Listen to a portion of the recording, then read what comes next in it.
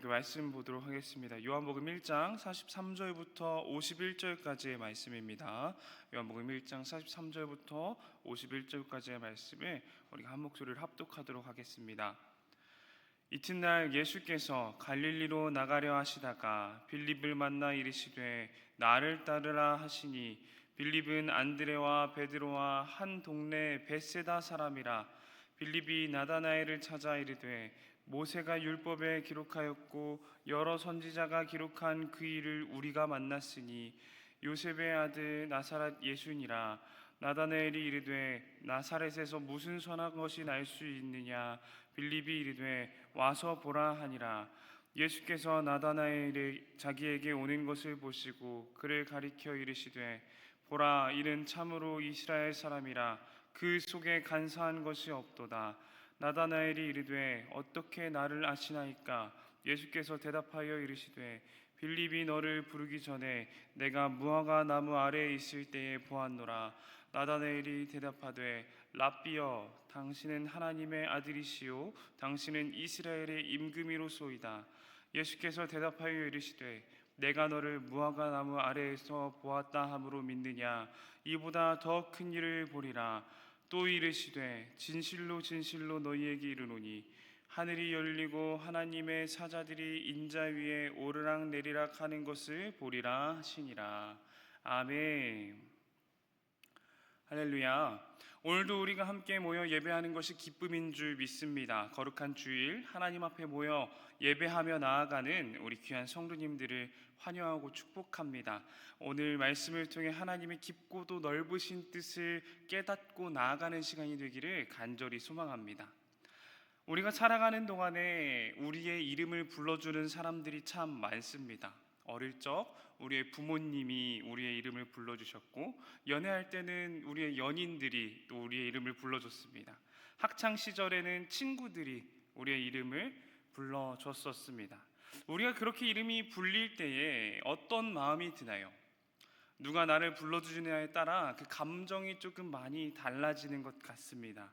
부모님의 그 부름은 뭔가 애틋하고 그리운 감정이 새록새록 떠오르고, 친구의 부름은 즐겁고 신날 것 같은 어떤 감정이 떠오릅니다.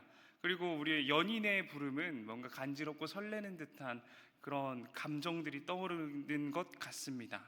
그런데 꼭 이렇게 우리에게 좋은 감정만 일으키는 부름만 있는 것은 아닙니다.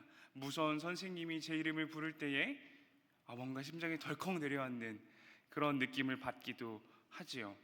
우리는 이렇게 우리의 이름을 불러주는 다양한 상황 가운데 살아갑니다. 지금까지도 그렇게 살아왔고 앞으로도 그렇게 살아갈 예정입니다. 그런데 오늘 본문에서, 요한복음의 본문에서 특별히 이름을 불러주는 모습을 우리가 찾아볼 수 있습니다.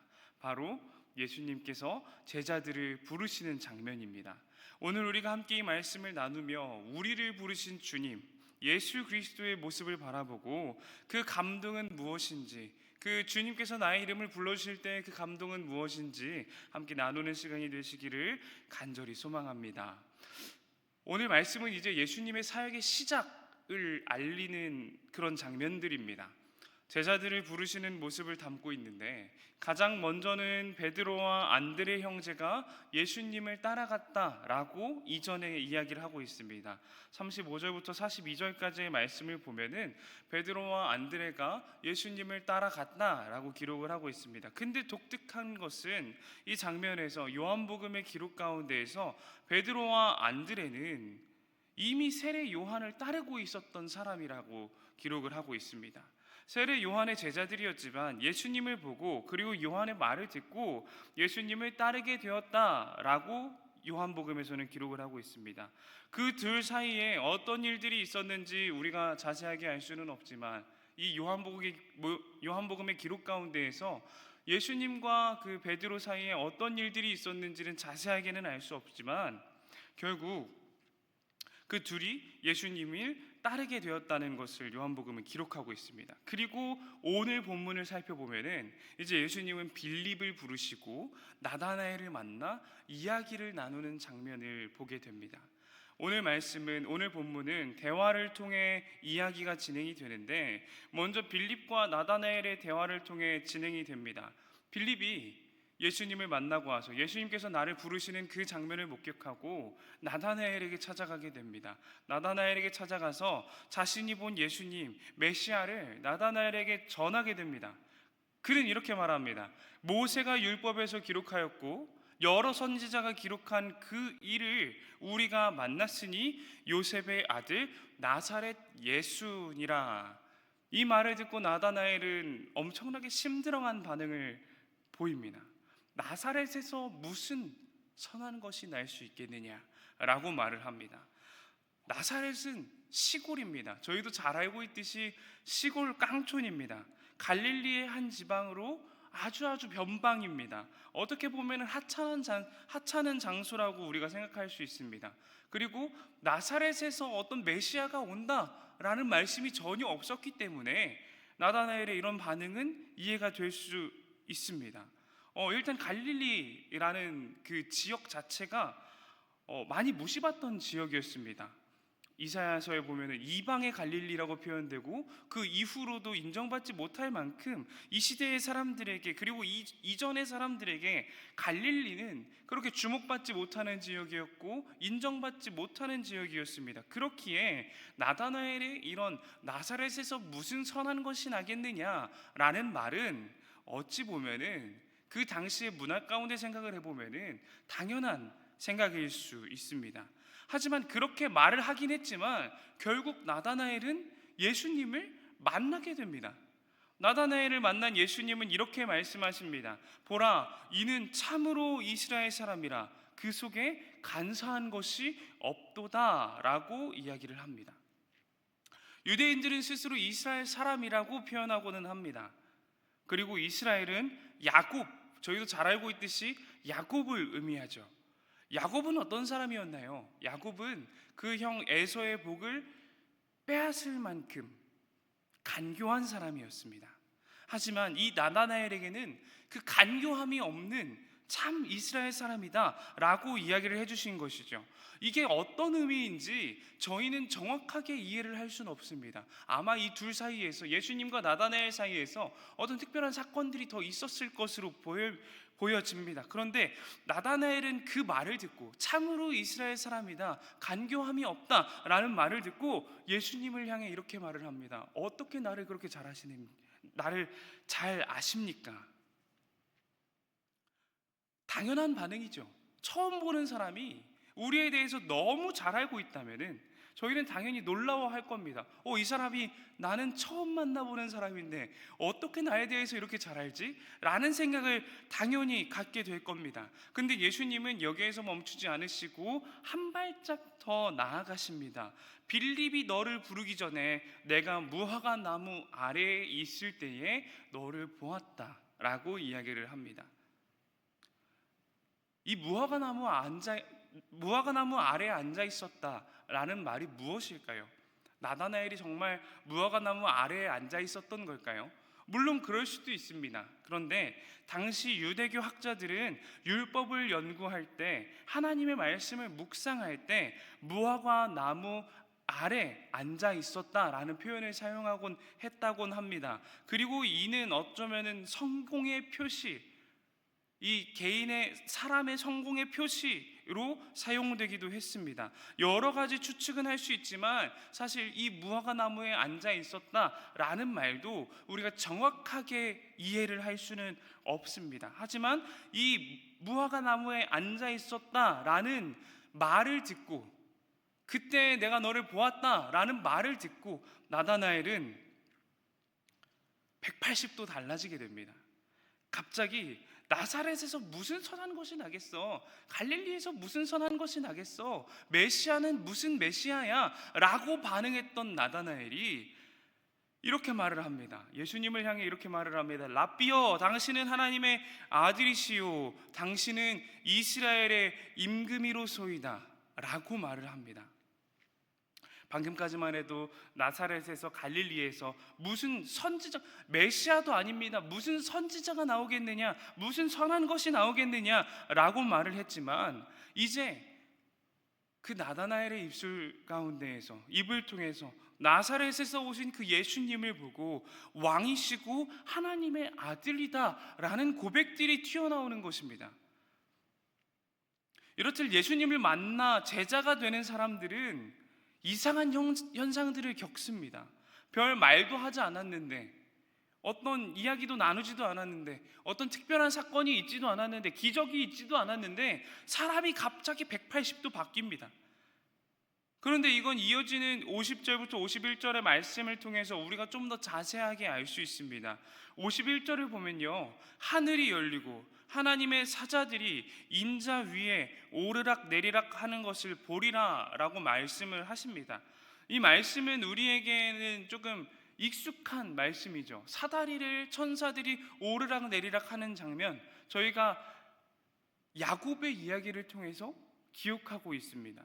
야곱이 에서의 복을 빼앗고 나서 그 이후에 에서의 위협을 피해 외삼촌 라반에게로 가는 길에 돌베개 베고 잠을 잤던 곳이 있습니다. 저희도 찬양의 가사를 잘 알고 있죠. 돌베개 베고 잠을 잤던 곳이 있습니다. 바로 베델입니다. 그곳에서 하나님의 사다리가 있고, 하늘을 향해 사다리가 있고, 그곳으로 위아래로 천사들이 오르락 내리락 하는 장면을 꿈에서 보게 됩니다. 그 사건을 통해서 이 야곱은 하나님께서 우리 아버지의 집에만 계신 줄 알았는데 이곳에서도 계시는구나 라는 깨달음을 얻고, 그곳에 베델이라는 이름을 짓고 제단을 쌓는 모습을 보여줍니다. 지금 내가 추위에 떨고 잠을 청하는 이 자리에도 하나님이 함께 계시는구나, 내가 어려움을 겪고 있는 이 자리에서도 하나님께서 함께 계시는구나 라는 것을 깨닫게 된 그 사건을 우리에게 또 떠오르게 합니다. 그러면은 이 독특한 표현으로 이제 인자 위에 오르락 내리락 하는 그 말씀, 이 말씀이 대체 무슨 말인지, 이 인자라는 단어는 예수님께서 스스로를 표현하실 때 인자라고 표현하십니다. 그러니까 이 말씀은 인자를 통해 하나님의 천사들이 오르락 내리락 한다라는 이 말씀은 결국 하나님을 만나는 장소, 하나님을 경험한 장소가 이제 그 어떤 곳도 아니라 베델도 아니고 성전도 아니고 예루살렘도 아니고 하나님이신 예수 그리스도, 그 예수 그리스도가 계신 곳이 바로 하나님을 만나는 장소다라는 의미입니다. 그러니까 결국에는 이제 하나님의 아들이신 예수 그리스도의 인격 안에서 하나님을 만나게 되는 것을 의미합니다. 앞으로 나를 통해, 예수님을 통해서, 인자이신 예수 그리스도를 통하여서 이 세상이 하나님을 경험하게 될 것이다 라는 것이죠. 그리고 그 역사를 직접 경험했던 예수님을 만난 제자들은, 예수님을 만나고 부름을 받은 그 제자들은 변화하게 된 겁니다. 바뀌게 된 겁니다. 모든 것을 다 버리고 예수님을 위해, 하나님을 위해 살기로 결단하였고 실제로 그렇게 살아가게 되는 겁니다. 왜냐하면 그들은 하나님의 임재를 경험했으니까요. 실제로 이 땅 가운데 오신 예수 그리스도를 통해서 하나님의 임재를 경험했으니까요. 사랑하는 수원화산교회 성도 여러분, 우리는 누구의 부름을 받았고 이 자리에 앉아 있습니까? 하나님의 부르심을 받고 이 자리에 나온 것인 줄 믿습니다. 이제 우리는 하나님의 부름을 받은 성도입니다. 우리가 성도 하지만 진정으로 우리는 하나님의 부름을 받아 이 자리 가운데, 이 예배의 자리 가운데 나온 성도입니다. 그리고 오늘 예배의 시간 가운데 나아갈 성도들입니다. 그리고 세상 가운데로 나아갈 성도입니다. 예수님의 부르심은 예수님이 어떤 분이신지 우리에게 깨달음을 줍니다. 예수님은 우리의 구원자이시고 우리를 위해 피 흘려 우리를 살리신 분이십니다. 우리를 부르신 예수님을 따라 우리가 한평생 살아가기를 소망합니다. 우리를 부르신 그 예수님을 따라, 하나님을 따라 우리를 이 삶 가운데 보내주시고, 이 수원화산교회 가운데 보내주시고, 우리가 살아가는 그 직장, 친구들 가운데, 가정 가운데 보내주신 그 하나님의 명령에 따라, 부르심에 따라 우리가 한평생 기도하며 달려가기를 간절히 소원합니다. 부르신 자리에서, 부르신 은혜에 따라 순종함으로 나아가는 우리 수원화산교회 모든 성도님들 되시기를 간절히 소망합니다. 우리 함께 기도드리겠습니다. 사랑과 은혜가 충만하신 하나님, 오늘 우리가 주님의 은혜의 자리, 말씀의 자리에 나와 말씀을 들었습니다. 주님이 부르신 자리가 우리에게 귀하고 소중한 자리가 되게 해주시옵소서. 주님을 만나는 자리가 우리에게 소망이 되는 자리, 희망을 찾는 자리, 하나님의 역사를 기대하는 자리가 될 수 있게 도와주시옵소서. 하나님, 오늘도 우리의 간절한 기도의 제목들을 들고 주님 앞에 나와왔습니다. 우리의 기도의 제목들을 들으시고 응답하여 주시어서 수원화산교회가 기도의 응답을 받는 교회, 기도의 역사가 임하는 교회, 성령의 능력을 체험하는 교회가 되게 하여 주시옵소서. 하나님, 오늘 우리가 주님 앞에 예배 드리며 나아갑니다. 거룩한 주일 예배의 자리를 통하여 주님 앞에 나아가오니 우리를 맞아주시고 주님만 영광 받으시고 주님만 기뻐하시는 귀한 예배, 거룩한 예배의 자리가 될 수 있도록 주님 인도하시고 붙잡아 주시옵소서. 사랑합니다. 감사합니다. 우리 주 예수 그리스도의 이름으로 기도드립니다. 아멘. 우리